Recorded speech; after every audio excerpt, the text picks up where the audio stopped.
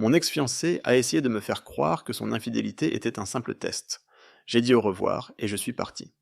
Laisse-moi tout reprendre depuis le début. Hier, j'ai retrouvé ma fiancée sur le lieu supposé de notre mariage pour une réunion de préparation. Le mariage était prévu dans 4 mois, et on finalisait les derniers détails. On avait pris nos voitures séparément parce qu'elles venaient directement du travail. Vers la fin de la réunion, elle m'a dit qu'une amie devait rendre une voiture de location et qu'elle aurait besoin d'un chauffeur pour rentrer. Elle m'a demandé si ça ne me dérangeait pas de la ramener. J'ai dit oui, sans trop y penser. Ce n'était pas loin de chez nous, et je connaissais bien son amie, donc rien d'anormal à première vue. Je suis rentré à la maison, et j'ai essayé de la contacter pendant 3 heures. Silence radio. Au bout d'une heure et demie, j'ai envoyé un message à son amie pour savoir si elle était bien arrivée. J'étais inquiet. Finalement, ma fiancée est rentrée, et m'a simplement dit « Désolé, ça a pris plus de temps que prévu. On a discuté un peu avant que je parte. Ok, pas de souci, mais la prochaine fois, préviens-moi. » Quelques minutes plus tard, son ami me répond « Désolé, je n'ai pas pu aller au rendez-vous. Tu n'as pas vu ta fiancée ce soir ?» Quoi? J'ai demandé à ma fiancée pourquoi son ami dirait ça. Elle a haussé les épaules et m'a dit qu'elle n'en savait rien, qu'elle ne pouvait pas contrôler ce que son ami racontait. Puis, elle est sortie dehors. Là, j'ai commencé à avoir un très mauvais pressentiment.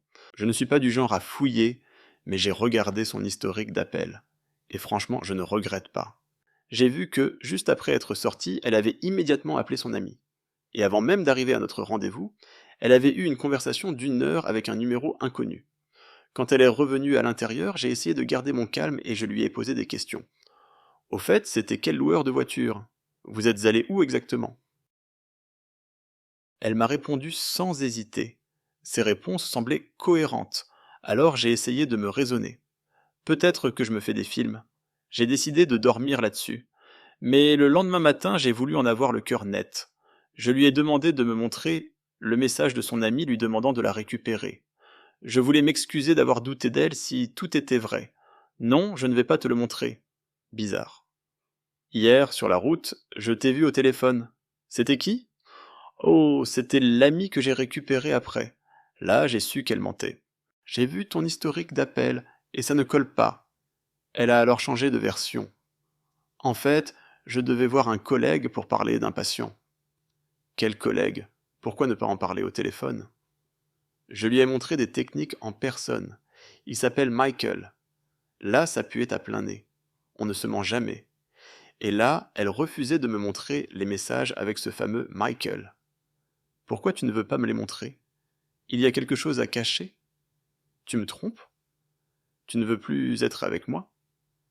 Elle marqua un silence, puis elle a commencé à me sortir tout ce qui n'allait pas chez moi. Tu travailles trop. Tu ne passes pas assez de temps avec moi. Tu ne m'écoutes pas. J'étais sous le choc. Je ne m'attendais pas à ça. Je lui ai encore demandé à voir les messages. Il m'a fallu une demi-heure pour la convaincre.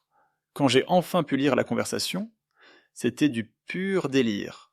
Les messages étaient ultra sexuels. Ils parlaient beaucoup de moi, de leur relation, de leur amour. Elle lui disait qu'elle voulait être avec lui. J'ai tout compris. Elle avait commencé ce job il y a seulement 1 mois et demi. Michael était son collègue, un homme divorcé avec plusieurs enfants, de 15 ou 20 ans plus âgés qu'elle. Pendant ce temps, moi, je la soutenais financièrement pour qu'elle puisse se remettre sur pied. Je bossais plus pour qu'elle n'ait pas besoin d'un deuxième job. On vivait ensemble, avec nos 3 chiens et notre cheval. Et dans 4 mois, on devait se marier. J'étais dévasté. Mise à jour cette soirée, on a enfin eu une vraie discussion. Elle est arrivée en mode défense, essayant de retourner la situation contre moi. Si tu m'avais écouté, je n'aurais pas eu besoin de parler à un autre homme. Donc, selon elle, c'était de ma faute. Elle essayait de justifier sa trahison en mettant la responsabilité sur moi. Elle m'a encore reproché de passer trop de temps au travail et pas autant avec elle. J'ai essayé de lui expliquer que si je bossais autant, c'était pour nous. Je voulais la soutenir financièrement pendant qu'elle traversait une période difficile pour qu'elle n'ait pas à prendre un job en plus. Mais non. Elle m'a répondu qu'elle aurait préféré prendre un job à mi-temps, ce qui n'a absolument aucun sens pour moi. Elle pensait qu'on pouvait passer au-dessus de tout ça parce que, selon elle, Ça n'a duré qu'une semaine, et ils ne se sont embrassés qu'une seule fois. Comme si ça effaçait tout. Quand j'ai évoqué les messages où elle me dénigrait et parlait sexe avec lui, elle a tout esquivé. Impossible d'avoir une discussion honnête. Je lui ai dit: je ne suis pas responsable de ce qu'il s'est passé. Tu es allé trop loin. Tu aurais dû me parler au lieu d'agir sans réfléchir aux conséquences. Mais la vérité, c'est que je ne pourrai plus jamais lui faire confiance. Peu importe comment elle essaie de justifier ça en rejetant la faute sur moi, c'est bien elle qui a détruit notre relation. À la fin, la tension est un peu redescendue. J'ai pris une grande inspiration et j'ai dit: écoute, il faut qu'on règle la question de la maison et des chiens. On est tombé d'accord sur deux options. Soit je reste et je rachète sa part, soit on vend et on achète chacun un nouveau logement. Pour les chiens, l'un de nous en prendra un et l'autre prendra les deux restants. Elle compte emmener son cheval et le mettre en pension dans une écurie. Mise à jour 2. Ce soir, on a enfin eu une vraie discussion. Pendant 3 heures, on a parlé de notre relation, de ce qui avait mené à cette situation. Elle a commencé par me lister tout ce que j'avais fait de mal. Tu ne communiquais pas assez. Tu étais trop pris par ton travail et ton téléphone. Je ne nie pas. Je voulais juste subvenir à nos besoins. Je gère une boîte e-commerce en plus de mon travail principal et je suis seul pour le service client. Les affaires ne s'arrêtent jamais. Il faut être réactif 24h/24. J'aurais pu être plus attentif, c'est vrai. J'aurais pu poser mon téléphone plus souvent et répondre aux gens le lendemain. Mais le manque de communication, c'était des deux côtés. Le pire, c'est que je ne savais même pas qu'elle était malheureuse. Elle ne m'en avait jamais parlé. J'avais peur que tu te fâches si je te disais ce que je ressentais. Mais comment aurais-je pu deviner si elle ne m'avait jamais laissé la chance de m'améliorer? Je suis loin d'être parfait. Parfois je dis des choses qui, selon elle, sonnent mal. Elle continue d'essayer de justifier son infidélité en mettant en avant mes défauts. Et ça me rend fou. Elle m'a dit: je suis surprise que tu sois prêt à jeter 7 ans de relation comme ça. Je n'arrête pas de lui rappeler que ce n'est pas moi qui ai tout foutu en l'air. Un autre truc qui me rend dingue, c'est qu'elle m'en veut d'avoir parlé à d'autres personnes.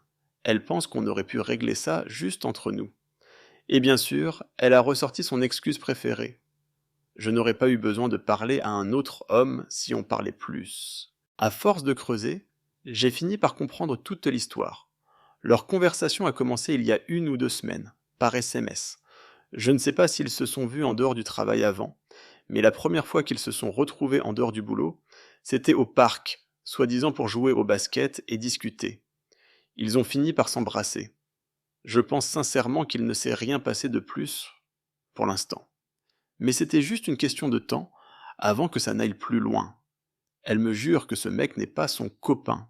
Ce soir, elle est sortie sans me dire où elle allait. Je suppose qu'elle est avec lui, ou avec une amie. Peu importe. Vivre dans la même maison, dans ces conditions, est insupportable. J'espère que cette situation ne va pas traîner trop longtemps. Je suis persuadé qu'elle veut qu'on se remette ensemble. Avec du recul, je pense que notre problème vient du fait qu'on s'était enfermé dans une routine trop monotone. Elle a agi sans réfléchir, au lieu de me parler. Elle m'a menti, elle a dit des horreurs sur moi dans mon dos. Et la vérité, c'est que, même si ce serait plus facile de rester avec elle, je ne serais jamais vraiment heureux. Comprendre ce qui a conduit à ça m'a quand même aidé à me sentir mieux. J'ai pris 1 semaine de congé pour me recentrer mentalement.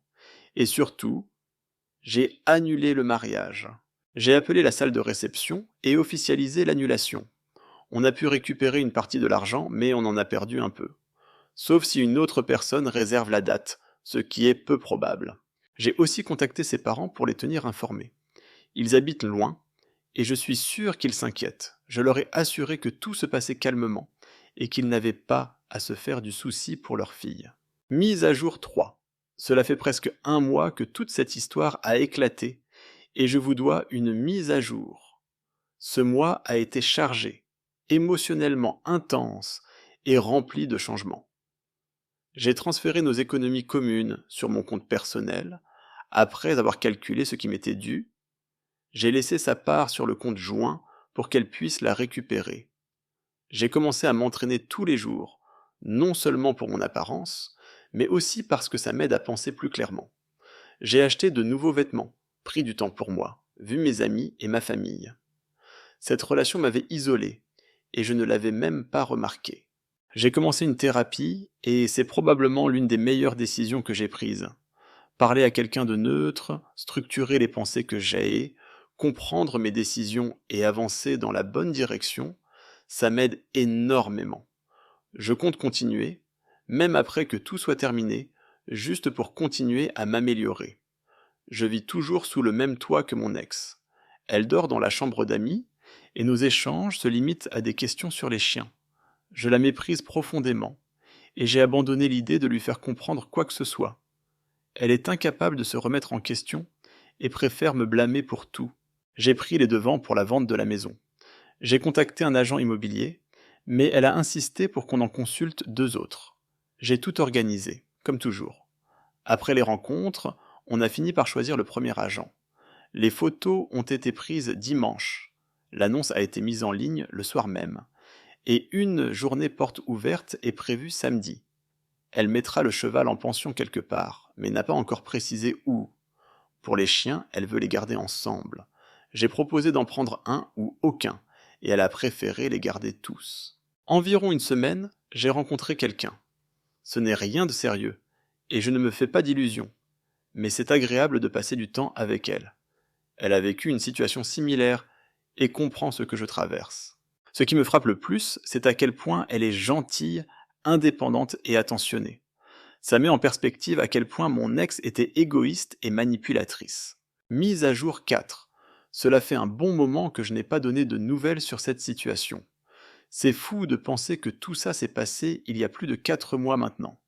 Avec le temps, tout s'est nettement amélioré, et j'espère que si quelqu'un tombe sur ce récit en traversant une épreuve similaire, cela lui fera comprendre que le temps finit par tout apaiser. J'ai partagé la maison avec mon ex jusqu'à la mi-mai.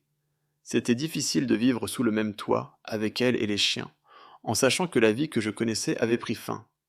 On était comme des colocataires ne s'aimant pas, et j'évitais autant que possible de croiser son chemin, mais c'était inévitable. On dormait dans des chambres séparées. Elle a finalement déménagé à la mi-mai, emmenant avec elle 2 des 3 chiens. Leur dire au revoir a été une épreuve. La douleur que j'ai ressentie en les voyant partir s'apparentait à une véritable perte. Pendant mon dernier mois dans la maison, j'ai revu les chiens à quelques reprises dans un parc. Ils étaient heureux de me retrouver, mais je voyais bien qu'ils allaient bien sans moi, ce qui m'a rassuré. Quitter l'ancienne maison a été une vraie délivrance. Chaque jour passé là-bas me rappelait les souvenirs de cette relation, bons comme mauvais. Après le départ de mon ex avec les 2 autres chiens, l'endroit semblait encore plus vide. Le déménagement a été une galère, mais mes amis et ma famille ont été d'un soutien incroyable. Je suis toujours avec la femme que j'ai rencontrée il y a quelques mois, et elle est officiellement ma copine. On habite un peu plus près l'un de l'autre maintenant, ce qui est agréable. Elle est incroyablement bienveillante, et m'a énormément aidé à traverser cette épreuve. Elle comprend mes besoins, respecte mon rythme, et sait gérer mes hauts et mes bas émotionnels. Je n'ai jamais été avec quelqu'un qui communique aussi bien. Et grâce à elle, j'apprends à mieux exprimer mes propres sentiments. Dans l'ensemble, la vie est belle. Cette rupture a été l'une des épreuves les plus difficiles que j'ai traversées, mais avec du recul, je me rends compte que c'était une bénédiction. J'allais épouser une femme égoïste et ingrate. J'étais si habitué à ma routine que je préférais rester malheureux, plutôt que de perturber ma vie, mes animaux et ma maison. Je continue à travailler sur moi, à mieux comprendre mes besoins et mes attentes. Mon chien a droit à la meilleure vie possible, et je fais tout pour qu'il soit heureux. La communication avec mon ex est désormais quasi inexistante, et je n'ai pas l'intention de la revoir ni de revoir les autres chiens. J'ai accepté que c'était la meilleure chose à faire pour tout le monde. Merci à tous d'avoir suivi mon parcours et pour tout le soutien que vous m'avez apporté tout au long de cette épreuve.